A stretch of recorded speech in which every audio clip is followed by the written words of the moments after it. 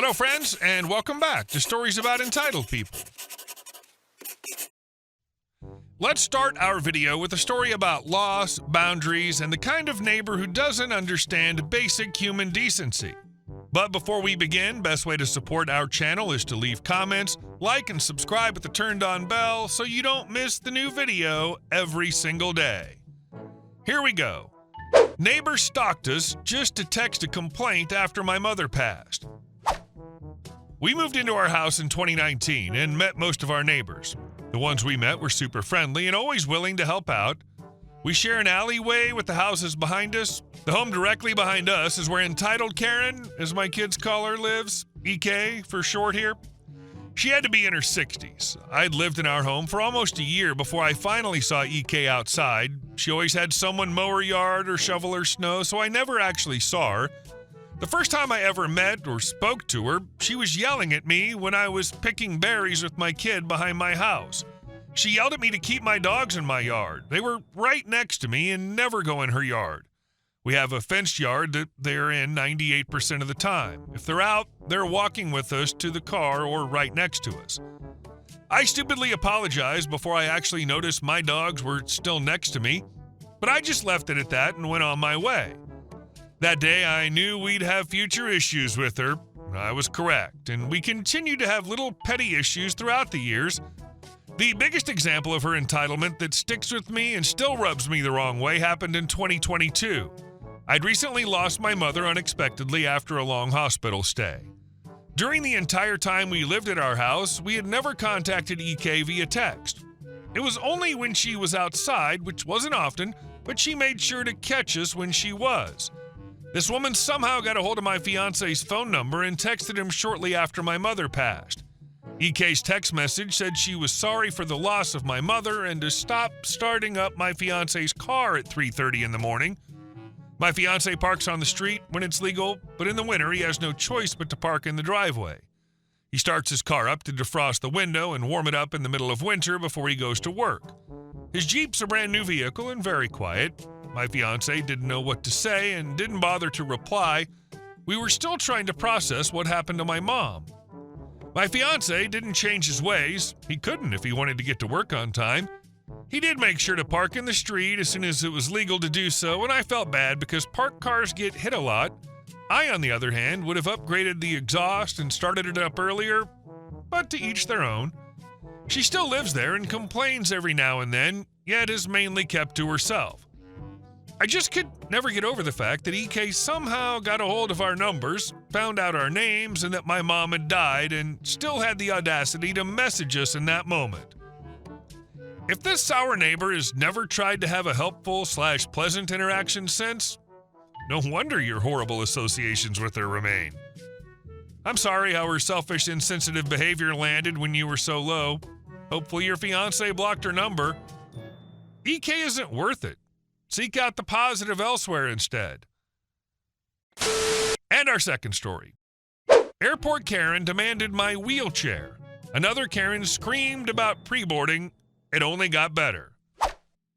A few years ago, I was at the airport heading home after visiting my daughter and meeting my granddaughter for the first time. 2 days before the trip, I'd fractured my ankle, so there I was, styling in a purple cast and getting wheeled through the terminal by an airport attendant. We were stopped a couple times by people needing directions, and the attendant was happy to help briefly before continuing on, no big deal, until Karen showed up. She stopped us to ask for help finding her terminal, which was fine, but then she demanded that the attendant escort her there personally.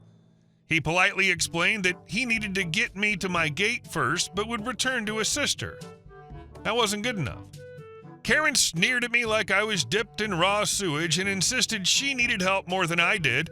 Then she actually told me to get up and walk because she was tired and wanted to rest while he wheeled her around. Mind you, I was clearly on crutches with a neon purple cast, a purse around my neck, and a carry-on between my feet.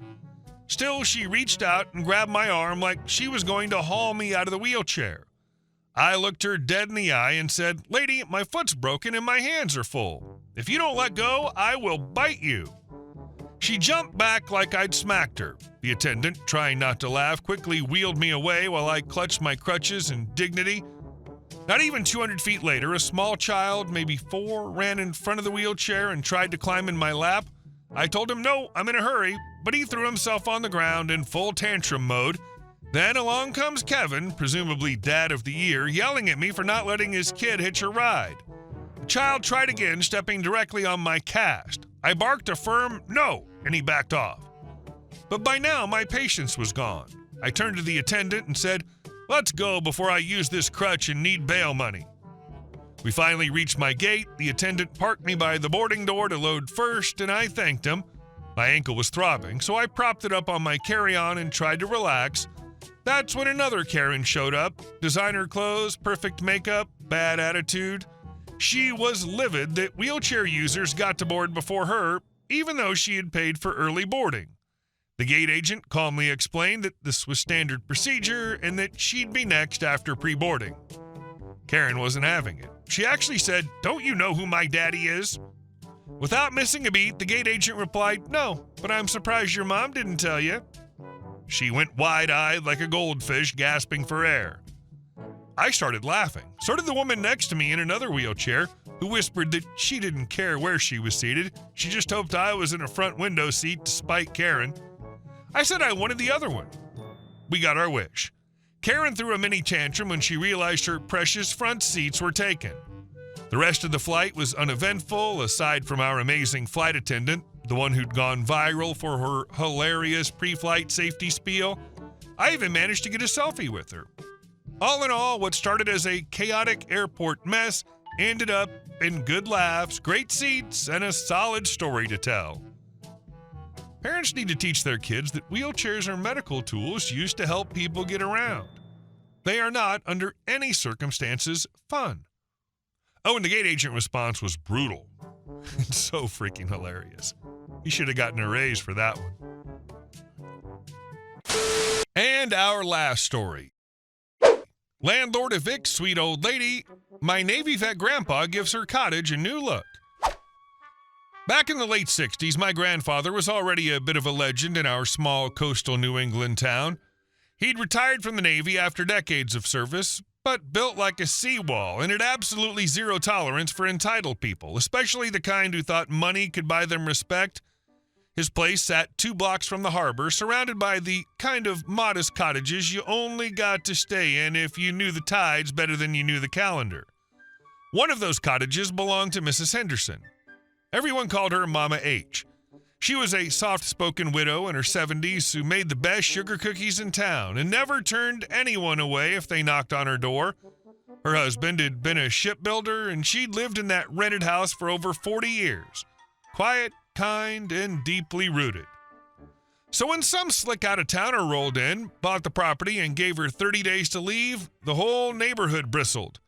He says he wants to make market rate improvements, my grandfather muttered at dinner that night, slamming his fork down. Market rate, my butt. That man's never seen a tide chart in his life. The new landlord, Carter, some Boston suit with too much cologne and boat shoes so clean they squeaked, had big plans. Renovate the cottage, jack up the rent, flip it to summer tourists.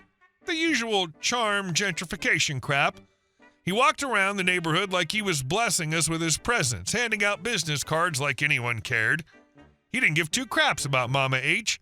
When folks pushed back, he just shrugged and said, it's nothing personal, just business. A week later, he showed up at my grandfather's door. I hear you're handy, he said, gesturing to the immaculate front porch and neatly hung tools in the garage. I'm looking to get the cottage painted, freshen it up a bit. I'll pay cash. You in? My grandfather just looked at him for a long moment. You want it painted, huh? Yeah, top to bottom. I want it looking sharp. Granddad nodded slowly. Hey, I'll take care of it.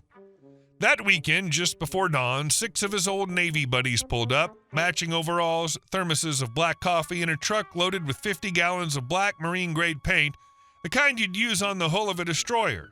Stuff that laughs in the face of salt air and storms. Charlie, his oldest friend, asked, what color are we using? Granddad handed him the roller, battle black, inside and out.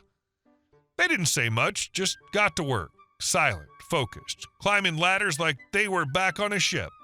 Every wall, every ceiling, every inch of that place got the same treatment. The porch, black. Mailbox, black. Even the fireplace and the inside of the medicine cabinet, black. By the time the sun went down, the cottage looked like it had been swallowed by a black hole. The smell of tar and salt clung to it like it meant to stay. They locked up, tossed their rollers in a bucket, and left like it was just another Saturday chore. Come Monday, Carter rolled in, humming to himself in his shiny red convertible. He strolled up, unlocked the front door, stepped inside, and 10 seconds later he screamed, "What the hell is this?" Word spread fast, but my grandfather, he was out front trimming the hedges like nothing happened. Carter stormed up, red-faced and waving his arms. "You painted it black, everything." "You said paint it," my grandfather said, not even looking up. "Didn't say what color." "You ruined it." "I followed your instructions." He ranted, threatened legal action, stomped around like a child, but there was no contract, no color specified, no paperwork at all. Just a handshake and a man who thought he could outsmart a Navy vet with 3 decades of salt behind him. It took Carter months to undo what that paint had done. The fumes alone made it unlivable for weeks. Stripping marine-grade paint from every surface? Not cheap. The cost alone nuked whatever profit he thought he was going to make. No one in town would rent from him. People would cross the street to avoid talking to him. As for Mama H, she moved in with her daughter across town, closer to her grandkids. The neighbors still brought her cookies and checked on her every Sunday. Granddad never brought it up again, not once. He didn't need to say a word. Everyone already knew. You could say the old owner was to blame as well. He probably thought, well, I'm not making any money off this anymore, and I can't make this lady leave because that's mean. Maybe I'll sell to a new owner without mentioning the situation. I'll make him look like the a-hole, and I'll make all my money back. It's the perfect crime. Hey guys, thank you all for watching the video. I'll see you in the next one.